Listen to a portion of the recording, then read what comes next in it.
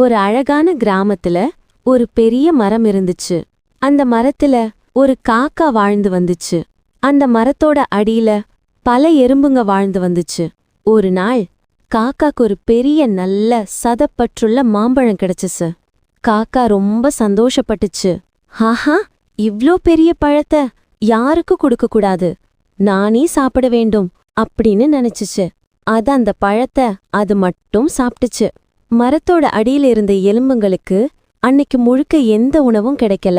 எல்லா எறும்புங்களும் பசியோட இருந்துச்சு. அப்போதான் எறும்புக இருக்கிற இடத்துக்கு மேல இருந்து ஒரு நல்ல பழத்தோட வாசனை வீசினுச்சு. ஒரு குட்டி எறும்பு மேல பார்த்து, காக்காண்ணா காக்காண்ணா, எங்களுக்கு ரொம்ப பசியா இருக்கு. உங்க பழத்துல இருந்து ஒரு சின்ன துளி கீழே விழுந்தா கூட எங்களுக்கு போதும் அப்படின்னு கெஞ்சினுச்சு. ஆனா காக்கா, இது என்னோட உழைப்பு, உங்களுக்கு சாப்பிட எதுவும் கிடைக்கலனா நான் என்ன பண்ண முடியும், போ போ அப்படின்னு கத்துனுச்சு. அடுத்த நாள் காலையில பெருமழை பெஞ்சிச்சு. காக்கா வழக்கம் போல இரை தேட வெளியே போனுச்சு. ஆனா எங்கேயுமே அதுக்கு இரை கிடைக்கல. அது பசியோட திரும்பி வந்துச்சு. கிட்டத்தட்ட 3 நாளா உணவு இல்லாம காக்கா ரொம்ப சோர்வா இருந்துச்சு. காக்கா இருந்த மரத்தோட கிளையில இருந்த தேன் கூடு உடைஞ்சிடுச்சு. தேன் கூடு உடைஞ்சதால கோபமான தேனீக்கள் காக்காவை விரட்டுனுச்சுங்க. காக்கா பயந்து அங்க இருந்து பறந்து போக முயற்சி பண்ணணும்போது பசி, பயம், பலவீனத்தால காக்காவால தப்பிச்சு ஓட முடியல. தடுமாறி அந்த மரத்து அடியிலேயே விழுந்துடுச்சு. கீழே விழுந்த காக்காவை பார்த்ததும் காக்கா கிட்ட உணவு கேட்ட அதே குட்டி எறும்பு வேகமா ஓடி வந்துச்சு.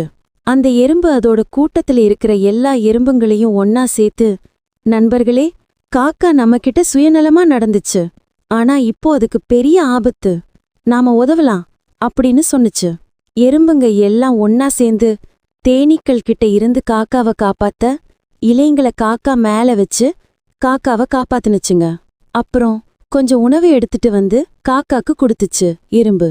காக்கா அந்த தானியங்களெல்லாம் சாப்பிட்டுட்டு பசி நீங்கி கொஞ்ச நேரம் ஓய்வு எடுத்ததுக்கு அப்புறம் அதன் உடல் பலம் பெற்றுச்சு. காக்கா அதோட கண்ணுல நீர் வழிய எறும்பு கிட்ட கேட்டுச்சு, நான் உனக்கு உதவி செய்ய மாட்டேன்னு சொன்னேன், இவ்ளோ சுயநலமா நடந்துக்கிட்ட, என்ன காப்பாத்தி நீ ஏன் எனக்கு உதவி செஞ்ச? அதுக்கு எறும்பு சொன்னுச்சு, அண்ணா, கஷ்டத்துல இருக்கிறப்போ ஒருத்தருக்கு ஒருத்தர் உதவி செஞ்சுக்கிறது தான் மனிதம். நீ அன்னைக்கு சுயநலமா நடந்துக்கிட்டதுனால நான் இன்னைக்கு நீ நடந்துக்கிட்ட மாதிரி நடந்துக்க கூடாது அப்படின்னு பணிவோட சொன்னுச்சு. காக்கா அதோட தப்ப உணர்ந்துச்சு.